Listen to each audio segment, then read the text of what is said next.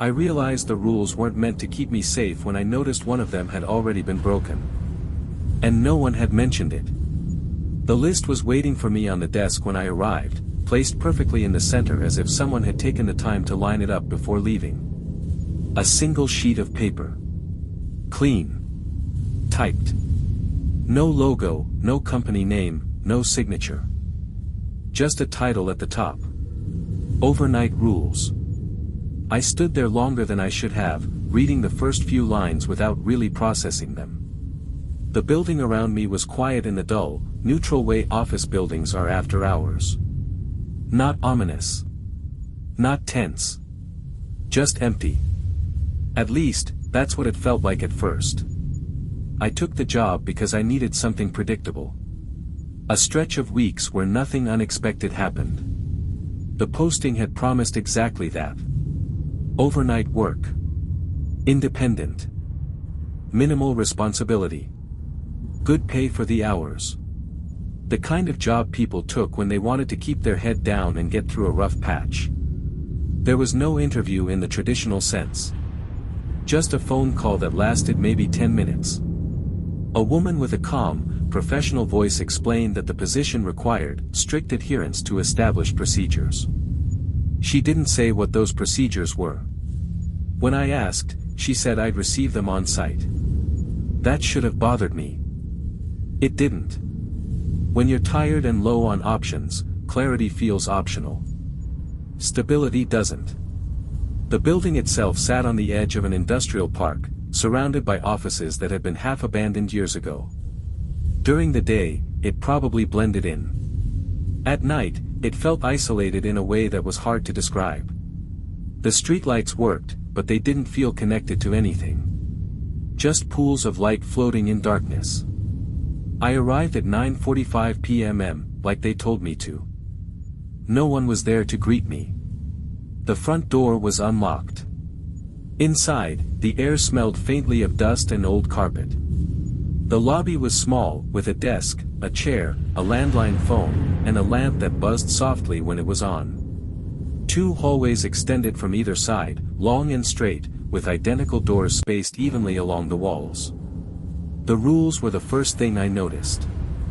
I picked up the paper and finally read it properly. Rule 1. Remain inside the building from 10 p.m. to 6 a.m. Do not exit for any reason. Rule 2. Do not answer the main phone after midnight. Rule 3. If you hear footsteps in the east hallway, do not investigate. Rule 4. If the lights turn off unexpectedly, remain seated until they return. Rule 5. Do not use personal devices between 2 o'clock and 2:30 a.m. There were more. 15 in total. Some were oddly specific. Some referenced things I hadn't seen yet. A radio. A logbook. A west stairwell I was instructed not to use under any circumstances. None of the rules explained why. At the bottom, in smaller text, was a single sentence. Failure to follow these rules may result in termination. That was it. No emergency numbers. No escalation procedures. No explanation of what I was actually supposed to do beyond, be here, and follow the rules. I looked around the lobby, half expecting someone to step out of one of the hallways and explain this was some kind of test or joke. No one did. At 9:59 p.m., the overhead lights flickered once. Just a quick dip, like a blink. At exactly 10 o'clock, my phone vibrated. A text from an unknown number. Shift has begun. I replied, asking if there was anyone else in the building. There was no response. I found the logbook on a shelf behind the desk. It was thick, filled with neatly dated entries going back months. Every page followed the same structure. Arrival time. 1 or 2 checklist confirmations. Departure time. No comments. No notes. No deviations. Except one. About 3 weeks earlier, there was an entry where one of the checklist lines had been left blank. The handwriting didn't change. The rest of the shift was logged as normal. Whoever had written it didn't acknowledge the missing line at all. I didn't know why, but that bothered me more than the rules themselves. At 11:30 p.m. I performed the walk through the rules required. I moved slowly through the building, opening doors, checking empty rooms, listening to the faint hum of ventilation. Everything looked untouched. Undisturbed. Exactly what you'd expect. Until I reached the east hallway. Halfway down, the sound dropped out. Not completely. Just enough that I noticed it. Like someone had muted the background noise for a moment and then brought it back. I stopped walking. The hallway lights stayed on. The doors didn't move. Nothing else happened. I told myself buildings make noises. Air shifts. Systems cycle. Silence happens. I finished the walkthrough and returned to the desk. At midnight, the phone rang. The sound was sharp in the quiet lobby. Loud enough to make me flinch. Rule 2. I didn't answer. It rang 4 times and stopped. Then, after a pause, it rang again. I stared at it until it stopped on its own. The rest of the hour passed slowly. The building felt heavier, somehow. Not threatening. Just present in a way it hadn't been earlier. At 1:12 a.m. I heard footsteps. They came from the east hallway. Slow. Even. Not hurried. Not wandering. I stayed seated. The sound lasted maybe 10 seconds, then stopped as abruptly as it had started. No doors opened. No voices followed. I wrote nothing in the logbook. At 1:47 a.m. the overhead lights shut off. All of them. The desk lamp stayed on, casting a tight circle of light around me. Beyond that, the hallways vanished into darkness. Rule 4. I didn't move. In the dark, the building sounded different. Louder, but not in a clear way. More like I was suddenly aware of every tiny noise that had been there all along. I kept my eyes on the desk until the lights came back on. At 2 a.m. I reached for my phone without thinking.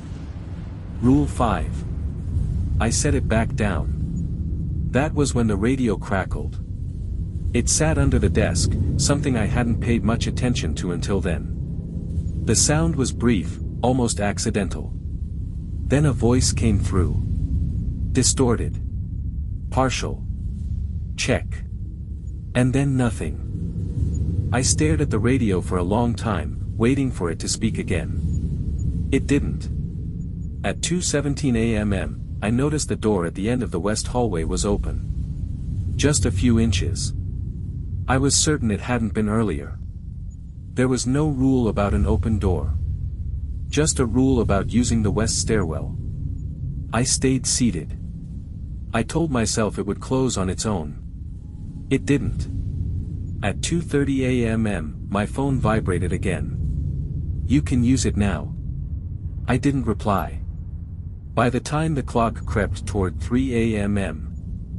the silence felt deliberate. Like the building was waiting. And I had the unsettling sense that the rules weren't there to control the job. They were there to control me. The longer the night went on, the more I became aware of how carefully everything around me seemed timed. Not scheduled, timed. There's a difference. Schedules are meant to be followed. Timing feels like something is waiting for the right moment. I tried to focus on normal things. The ticking clock on the wall. The faint vibration of the vending machine down the hall. The texture of the desk under my hands. Anything that kept me anchored to the idea that I was alone in an empty building doing a strange but harmless job. But every sound felt closer now. Sharper. As if the building had leaned in slightly when I wasn't looking. At 3:04 a.m. the radio crackled again. This time it didn't sound accidental. I picked it up slowly, my fingers tight around the plastic casing. There was static. Then breathing. Not loud. Not rushed. Just the quiet sound of someone inhaling and exhaling on the other end of the channel. I didn't speak. The breathing stopped. After a few seconds, a voice came through, clearer than before, but still oddly flat. "You missed one." I lowered the radio, staring at it like it might explain itself if I waited long enough. Missed one what? A rule? A step? A sound? I didn't ask. I put the radio back where I'd found it. That was when I realized the west hallway door was open wider than before. Not by much. Maybe another inch or two. But enough that the darkness beyond it looked deeper, more deliberate. The stairwell light was still off. I couldn't see the steps, just a vertical slice of blackness where the door frame ended. I stayed seated. I told myself the building was old. Pressure changes. Hinges. Normal things. At 3:17 a.m., something brushed against the desk. It wasn't a hand. It wasn't a body. It felt like fabric.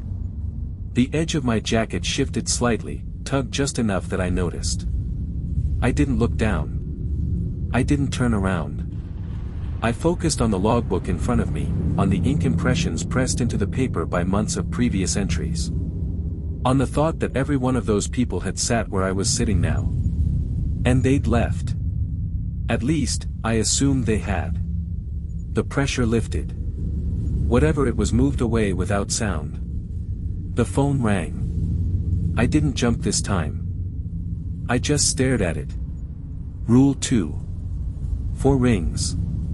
On the 5th ring, the receiver lifted slowly from its cradle.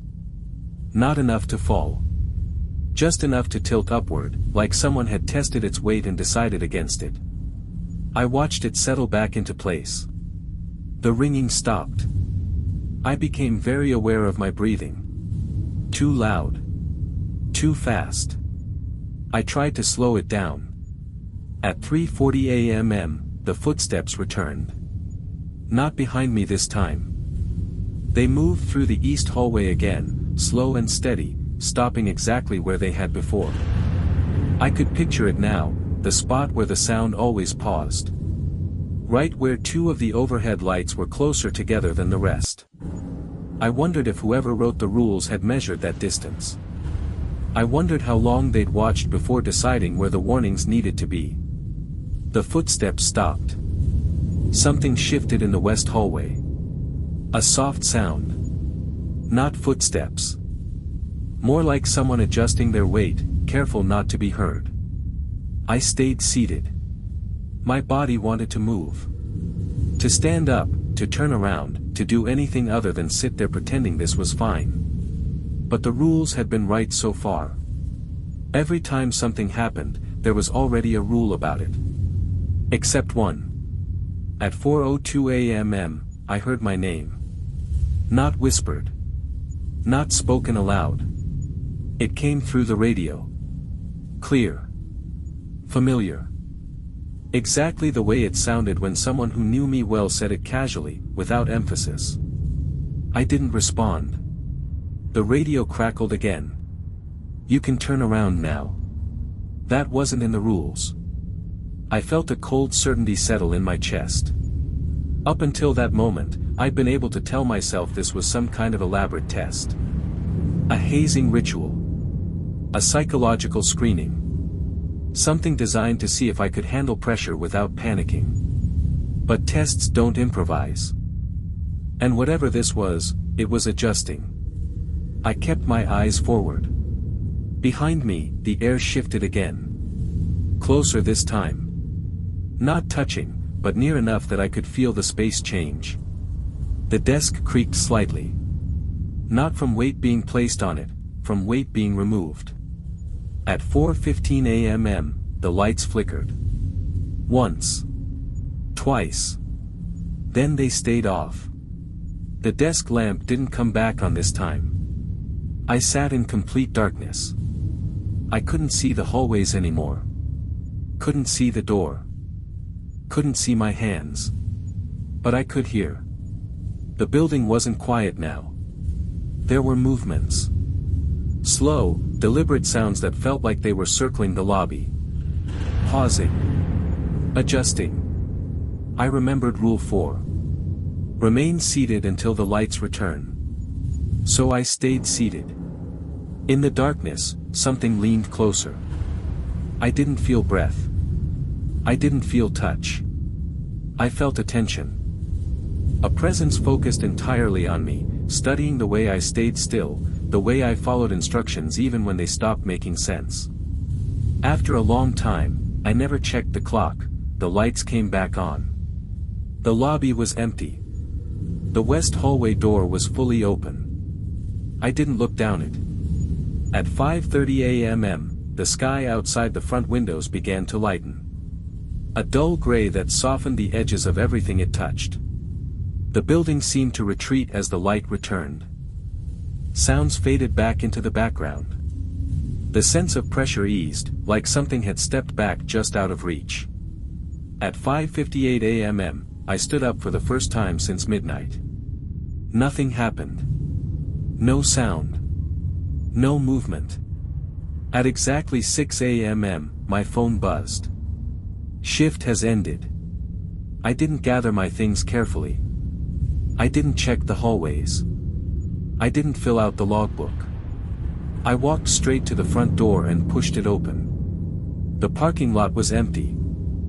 The air outside felt wrong for a moment, like it was too open after hours of being contained.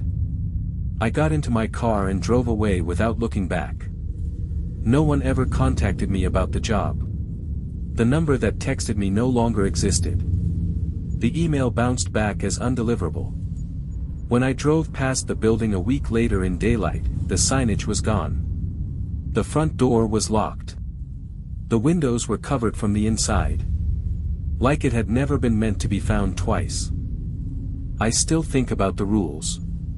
About how many of them existed to stop me from reacting instead of understanding. Because the one thing that scares me more than what happened that night is the thought that the rules worked. And that whatever was there didn't follow them. It wrote them.